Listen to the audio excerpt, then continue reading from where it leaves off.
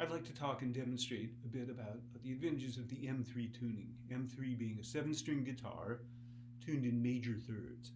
So it's a perfectly symmetrical tuning, starting on E, the same as the low string in Spanish tuning, and ending up on the high E. It's the same, but E, G sharp, C, E, G sharp, C, and E.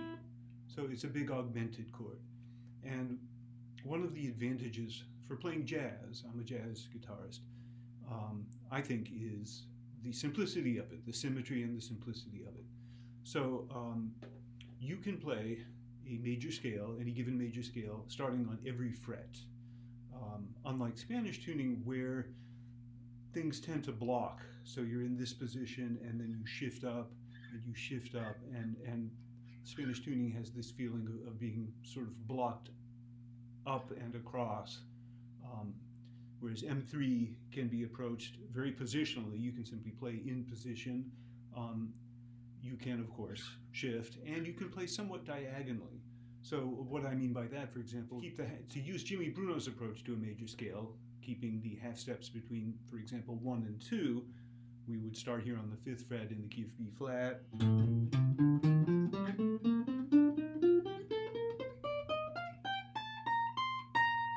And that takes you diagonally up and across very, very naturally without sort of playing, shifting, playing, shifting, playing, shifting in a very block-oriented fashion.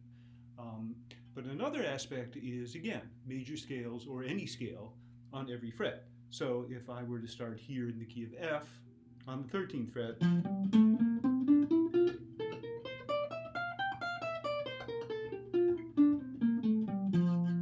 and then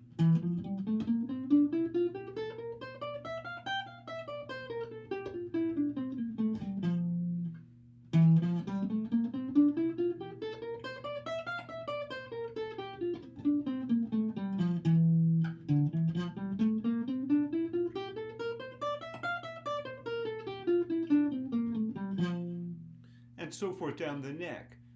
One of the interesting things, again, about the symmetry is that the scale repeats itself because there's no B shift.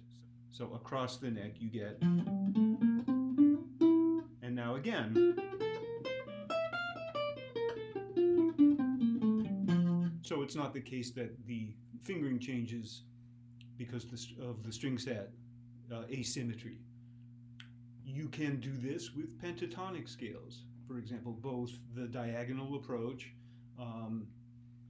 and the positional approach. So diagonally, a pentatonic scale might look like this.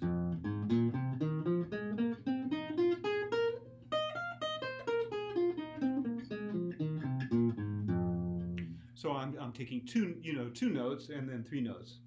Or in this case, because we have no low E flat, starting on the F, but then 3 notes, 2 notes, 3 notes, and all the way up. Or in position,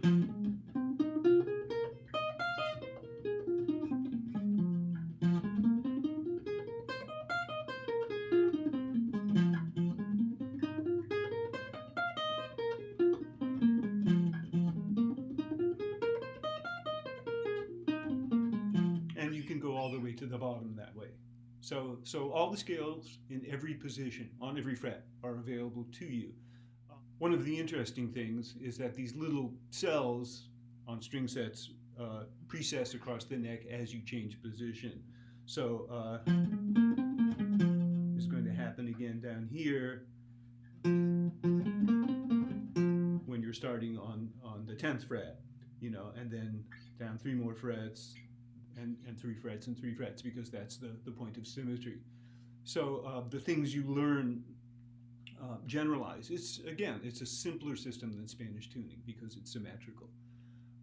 Another valuable exercise is playing intervals in position. So for example, major seconds.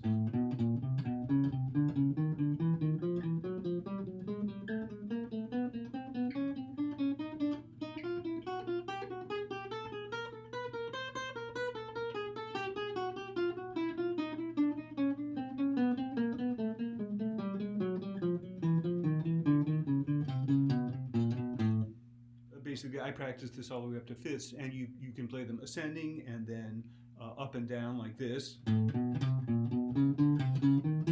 down and up, and down. Super valuable, you know, especially for outplaying, but really also for melodic playing, because you're teaching your hand where these intervals fall, and particularly when they fall across the string. Another advantage with larger intervals is that you end up doing some string skipping in your picking, and that's an interesting sort of side training that happens. So if I'm playing fifths, for example, right, so now I've got to skip a string to get the next one.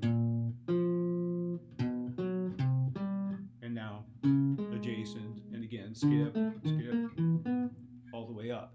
So there's sort of a side effect of training your picking, even as you're basically working on fret hand.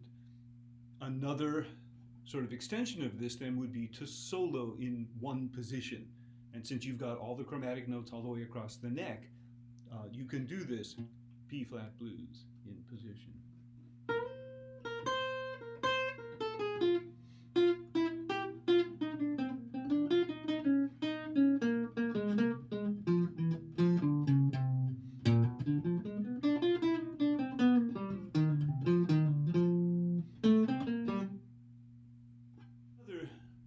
Another side benefit I find is that teaching making your fret hand smarter seems to filter back when you play conventional or so-called Spanish tuning. You're just recruiting fingers to do things they can do, but that the Spanish tuning system doesn't demand or offer readily.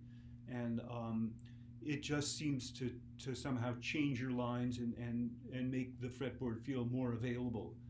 Things that wouldn't necessarily occur to you in that system because they're suboptimal or require stretching or a kind of a blocky shift, become somehow more ingrained. So that's a nice side effect as well. Going forward, I'll do a video of some of the cool voicings that the system affords that Spanish tuning doesn't. But I hope this is helpful, and I would be really interested in hearing from M3 guitar players and hearing what you're doing with it. My website, I have a method book that you're welcome to download. It's something I put together for myself that sets out a basic sort of course of study for M3 guitar, for getting on top of the basic voicings and the system, and there's an arrangement in the back. So love to hear from you. www.tonycorman, that's Corman like Roger with a C, not like Harvey with a K, tonycorman.com.